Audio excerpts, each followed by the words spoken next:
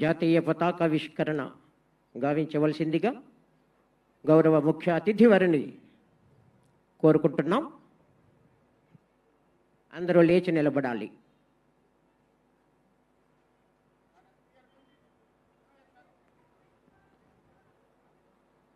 सम्मान गार्ड, राष्ट्रीय सैल्यूट, सलामी, चेस।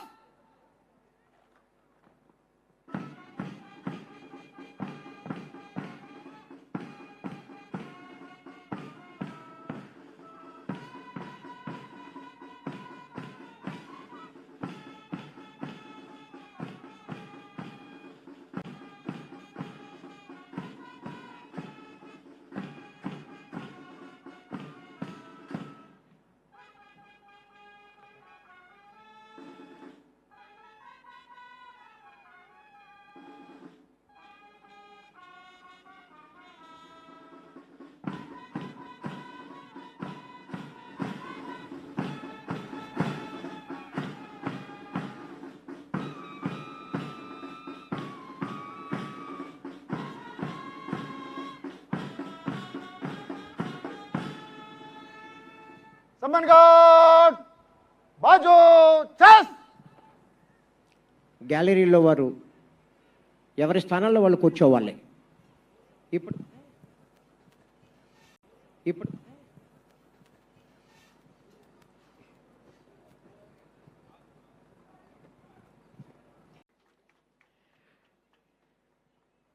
స్వాతంత్ర్య దినోత్సవ పీరియడ్లో రివ్యూ ఇన్స్పెక్షన్ అనంతరం తిరిగి వేదిక వద్దకు చేరుకుంటున్నారు గౌరవ ఉప ముఖ్యమంత్రి వర్యులు శ్రీ కొణిదెల పవన్ కళ్యాణ్ గారు.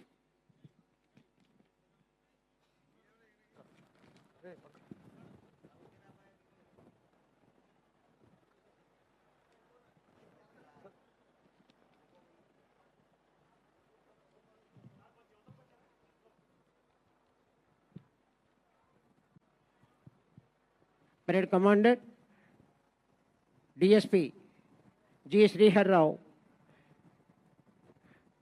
going back to baseline to hand over the parade Samman God to second in command RSIV Appala Raju.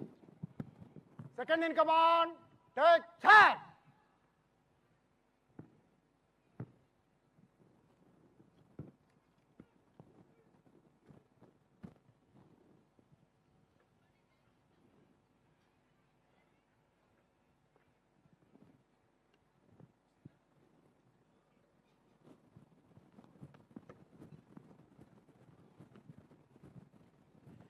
Second in command, RSIV Appala Raju took charge.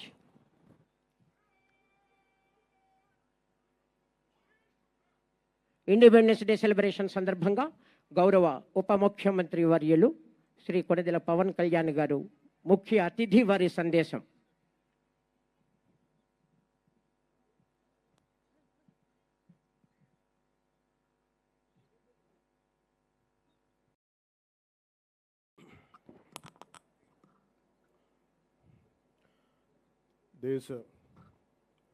మన భారతదేశపు 80వ స్వాతంత్ర దినోత్సవం సందర్భంగా ఈ కార్యక్రమానికి విచ్చేసిన గౌరవ పార్లమెంట్ సభ్యులకి, శాసనమండలి సభ్యులకి, వివిధ కార్పొరేషన్ల చైర్మన్లకి, పార్లమెంటేరియన్స్కి, డైరెక్టర్స్కి, జిల్లా కలెక్టర్ గారికి, జిల్లా ఎస్పీ గారికి, జిల్లా అధికారులకి, పోలీస్ అధికారులకు, కవాతులో పాల్గొనడానికి విచ్చేసిన బృందాలకు, మహిళా ప్రతినిధులకు, రైతులకు, కార్మికులకు, ఉపాధ్యాయులకు, విద్యార్థులకు, మీడియా మిత్రులకు, అలాగే కాకినాడ జిల్లా ప్రజలకి, రాష్ట్ర ప్రజలకి, భారతదేశ ప్రజలందరికీ మన స్వాతంత్ర దినోత్సవ శుభాకాంక్షలు తెలియజేసుకుంటున్నాం. ఈ తీర ప్రాంతం నుంచి జాతీయ పతాకం సాక్షిగా మన స్వాతంత్రాన్ని స్మరించుకుంటున్న ఈరోజు ఎంతో ప్రత్యేకమైనది. 80 సంవత్సరాల అంటే దాదాపు 8 దశాబ్దాల భారత ప్రయాణం.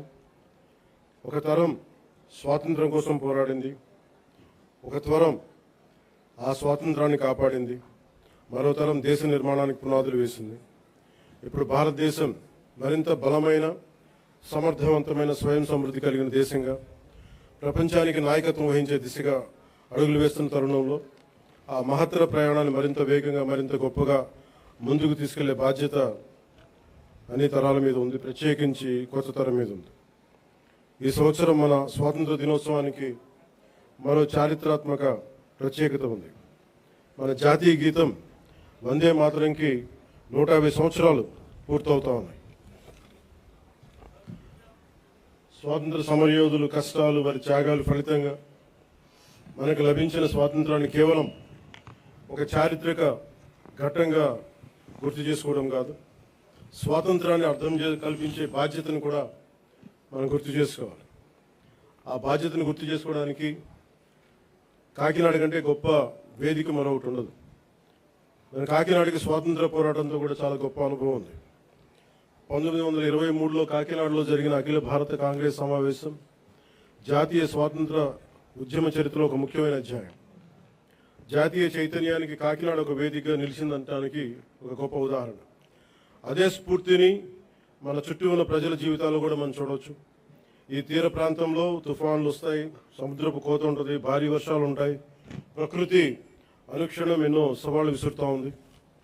అయినా మన మత్స్యకార సోదరులు సముద్రంలోకి వెళ్తారు, రైతులు పొలాల్లోకి వెళ్తారు, నేతలు తన మగ్గాల ముందు కూర్చుంటారు, కార్మికులు తమ పనిలోకి వెళ్తారు, యువత తమ భవిష్యత్తు కోసం ముందుకు సాగుతూ ఉంది. కుటుంబాన్ని నిలబెట్టడానికి, సమాజాన్ని ముందుకు తీసుకెళ్లడానికి సామాన్య మనిషి ప్రతిరోజు చేసే పోరాటం ఈ దేశ నిర్మాణంలో భాగం. ప్రధానమంత్రి గారి శ్రీ నరేంద్ర మోదీ గారి వికసిత్ భారత్ 2047 సంకల్పంలో ఆంధ్రప్రదేశ్ తన వంతు బలమైన పాత్రని పోషిస్తుంది. కేంద్ర రాష్ట్ర ప్రభుత్వాల సమన్వయంతో రాష్ట్ర అభివృద్ధి పదంలో వేగంగా ముందుకు సాగుతా ఉంది. కేంద్రం అందిస్తున్న మౌలిక వసతులు, పెట్టుబడులు, సాంకేతికత, జాతీయ స్థాయి పథకాలకు రాష్ట్ర ప్రభుత్వం తన పరిపాలనా సామర్థ్యాన్ని జోడించి వాటి ఫలాలు ప్రజలకు చేరేలా సర్వశక్తులు ఒడ్డి పనిచేస్తాం. ఇటీవల కేంద్రం రాష్ట్రాలకు ముందస్తుగా పన్ను వాటా నిధులు విడుదల చేయగా ఆంధ్రప్రదేశ్కి 4,597 కోట్లు అందాయి. ఇలాంటి కేంద్ర రాష్ట్ర సమన్వయం రాష్ట్ర అభివృద్ధికి మరింత వేగాన్ని అందిస్తాం. అదేవిధంగా స్వాతంత్ర్యం వచ్చి ఇన్నేళ్లు గడిచినా రహదారి సౌకర్యానికి నోచుకొని గిరిజన గ్రామాలకు తొలిసారిగా రహదారి సౌకర్యం కల్పించాలనే లక్ష్యంతో డోలీ రహిత గిరిజన గ్రామాల కోసం అడవి తల్లి బాట కార్యక్రమం కింద 2,078 కోట్లతోటి 2,310 కిలోమీటర్ల రహదారుల నిర్మాణం చేపట్టాం. ఇప్పటికే 905 కిలోమీటర్ల రహదారుల నిర్మాణాన్ని పూర్తి చేశాం. జలజీవన్ మిషన్, అమర్జీవి జలధార కింద గతంలో అసంపూర్తిగా ఉన్న పులివెందుల, డోన్, ఉద్దానం తాగునీటి ప్రాజెక్టులని దాదాపు పూర్తి చేశాం. అలాగే 8,000 కోట్లతో 1,30,00,000 మందికి తాగునీరు అందించాల లక్ష్యంతో చిత్తూరు, ప్రకాశం, పల్నాడు, ఉమ్మడి ఉభయ గోదావరి జిల్లాలో మెగా వాటర్ గ్రిడ్ వర్క్స్ ని వేగవంతం చేశాం. మరో 9,355 కోట్లతో 10 కొత్త ప్రాజెక్టుల ద్వారా దాదాపు 6,500 గ్రామాలకి తాగునీరు అందించే మెగా మల్టీ విలేజ్ స్కీమ్స్ ని ప్రక్రియను ప్రారంభించాం. అటవీ పర్యావరణ పరిరక్షణకు శాస్త్రీయ విధానం, సాంకేతికత, ప్రజల భాగస్వామ్యంతో ముందుకు సాగుతా ఉన్నాం. రాష్ట్రంలో పచ్చదనాన్ని 50% పెంచే లక్ష్యంతో ఈ సంవత్సరం 10 కోట్ల దేశవాళీ మొక్కలను పెంచే ప్రణాళికతో పాటు 74 నగర వనాలని అభివృద్ధి చేశాం. అలాగే దాదాపు 3 కోట్ల సీడ్ బాల్స్ని తయారు చేసి వాటి విస్తరణ కార్యక్రమాన్ని ప్రారంభించాం. 1000 హెక్టార్లలో మడ అడవులను సంరక్షించడం ద్వారా దేశంలో 2వ స్థానాన్ని సాధించాం. గ్రేట్ గ్రీన్ వాల్ ద్వారా తీర ప్రాంతాల రక్షణ కూడా చర్యలు చేపట్టాం. మానవ వన్యప్రాణి సంఘర్షణ తగ్గించేందుకు హనుమాన్ అనే కార్యక్రమాన్ని తీసుకొచ్చి 100కి పైగా వాహనాలతో అత్యవసర స్పందన వ్యవస్థను ఏర్పాటు చేశాం. కుంకి ఏనుగుల ద్వారా 15కు పైగా ఆపరేషన్లు విజయవంతంగా నిర్వహించాం. ఎర్రచందనం అక్రమ రవాణాపై కఠిన చర్యలు తీసుకుంటూ దాదాపు 100 మెట్రిక్ టన్నుల ఎర్రచందనాన్ని స్వాధీనం చేసుకుని 242 కేసులను నమోదు చేసి 494 మందిని అరెస్ట్ చేయడం జరిగింది. కేసులో 95% కన్విక్షన్ రేట్ సాధించగలిగాం. అటవీ భూ ఆక్రమణ చర్యలు తీసుకొని దాదాపు 10,506 హెక్టార్ల అటవీ భూమిని తిరిగి ఎన్డీఏ ప్రభుత్వం స్వాధీనం చేసుకుంది. రైతు సంక్షేమానికి ప్రాధాన్యత ఇస్తూ పిఎం కిసాన్ అన్నదాత సుఖీభవ పథకాల ద్వారా సుమారు 47 లక్షల రైతు కుటుంబాలకు ఏడాది 3,125 కోట్లతోటి ఒక్కొక్క రైతు కుటుంబానికి 20,000 సాగు సాయం అందిస్తా ఉన్నాం. ఆదాయ పౌర సరఫరాల శాఖ ద్వారా రైతులు పండించిన ధాన్యాన్ని మద్దతు ధరకు కొనుగోలు చేశాం.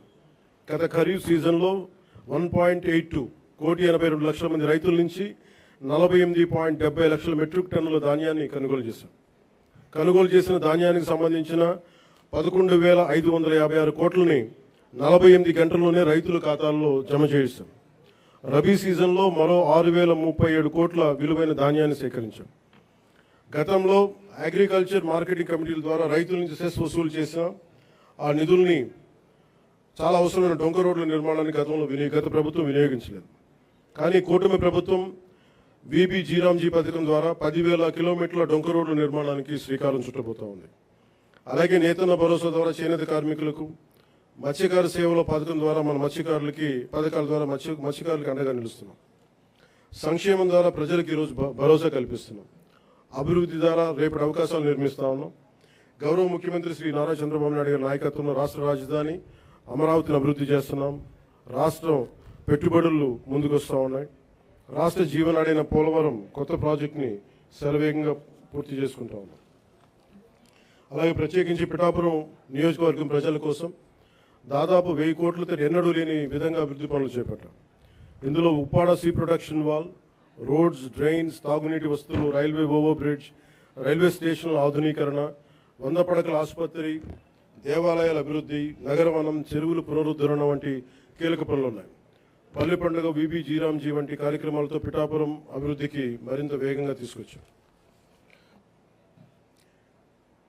నేటి యువతతోటి మాట్లాడటం అంటే రేపటి భారతదేశంతో మాట్లాడటం. అందుకు మీతోటి కొన్ని మాటలు పంచుకోవాలనుకుంటాం. మీరు కేవలం భారతదేశ భవిష్యత్తు కాదు, భారతదేశపు ప్రస్తుత బలం కూడా. ఈ రోజున సమాచారం మనకి క్షణాల్లో చేరుతా ఉంది. But speed is not truth. ఏదైనా నమ్మే ముందు ఆలోచించండి, అనుసరించే ముందు ప్రశ్నించండి, నిర్ణయం తీసుకునే ముందు పరిశీలించండి. మన రాజ్యాంగ ప్రాథమిక విధుల్లో article 51 clause A sub clause H కూడా ప్రతి పౌరుడు శాస్త్రీయ మానవతా పరిశీలన సంస్కరణ దృక్పథాలను, scientific temper, humanism, enquiry and reforms పెంపొందించుకోవాలని చాటి చెప్తూ ఉంటుంది. మనందరికీ మన అభిప్రాయాన్ని స్వేచ్ఛగా వ్యక్తం చేసే హక్కు ఉంది. అది మన ప్రజాస్వామ్యానికి చాలా గొప్ప బలం. కానీ ఆ స్వేచ్ఛని ఇతరులను దూషించడానికి, తప్పుడు సమాచారం వ్యాప్తి చేయడానికి ఉపయోగించకూడదు. Before sharing, verify data. Before criticising, know the facts. Before abusing, remember your responsibility. బలమైన ప్రజాస్వామ్యానికి మనకు కావాల్సింది బ్లైండ్ ఫాలోవర్స్ కాదు, ఇన్ఫార్మ్డ్ సిటిజన్స్ చాలా అవసరం. మీ చేతుల్లో మొబైల్ ఉంది, టెక్నాలజీ ఉంది, ఇన్ఫర్మేషన్ ఉంది, ఓటు ఉంది, టాలెంట్ ఉంది. కానీ అన్నిటికంటే ముఖ్యంగా మీ చేతిలో మీ భవిష్యత్తు ఉంది, దేశ భవిష్యత్తు ఉంది. ప్రతి తరం తన కాలానికి ఒక బాధ్యతని మోస్తుంది. స్వాతంత్ర ఉద్యమంలో ఒక భగత్ సింగ్, చంద్రశేఖర్ ఆజాద్, నేతాజీ వంటి యువకుల స్ఫూర్తితోటి ఆ రోజున దేశం కోసం త్యాగాలు చేశారు. స్వాతంత్రం వచ్చిన తర్వాత తరాలు దేశ నిర్మాణానికి పునాదులు వేశాయి. ఇప్పుడు ఆ జాతీయ నిర్మాణపు జ్యోతిని ముందుకు తీసుకువెళ్లాల్సిన అవసరం మన యువతది. మీరు ఈ దేశపు యువతది. మీ ఆలోచన స్వేచ్ఛగా ఉండాలి, అన్యాయంపై అసహనం ఉండాలి, మార్పు తీసుకురావాలని తపన ఉండాలి. ప్రభుత్వాన్ని ప్రశ్నించండి, విధానాలను విమర్శించండి, నిరసన తెలియజేయండి. కానీ మీ కోపాన్ని విధ్వంసంగా కాకుండా నిర్మాణాత్మక శక్తిగా మార్చండి. పోరాడే సమస్యలు నిజమైనవే కావచ్చు, కానీ వాటిని ఎవరు ఏ దిశలోకి తీసుకువెళ్తున్నారనేది ఆలోచించాలి. వ్యవస్థలో తప్పుంటే వ్యవస్థని ధ్వంసం చేయడం కాదు, వ్యవస్థని సరిచేయడం అంటే మనకు లక్ష్యం కావాలి. నేను కూడా ప్రజా సమస్యల కోసం అనేక ఉద్యమాలు చేశాను. కానీ ఎక్కడా కూడా ప్రజల ఆస్తుల్ని ధ్వంసం చేయడం కానీ, హింసకి దారి తీయడం కానీ, సమాజాన్ని విభజించడం ఎప్పుడు మార్పుకి మార్గం కాదనే ఆలోచన ఎప్పుడు దృష్టిలో పెట్టుకొని ఉద్యమాలు చేశాం.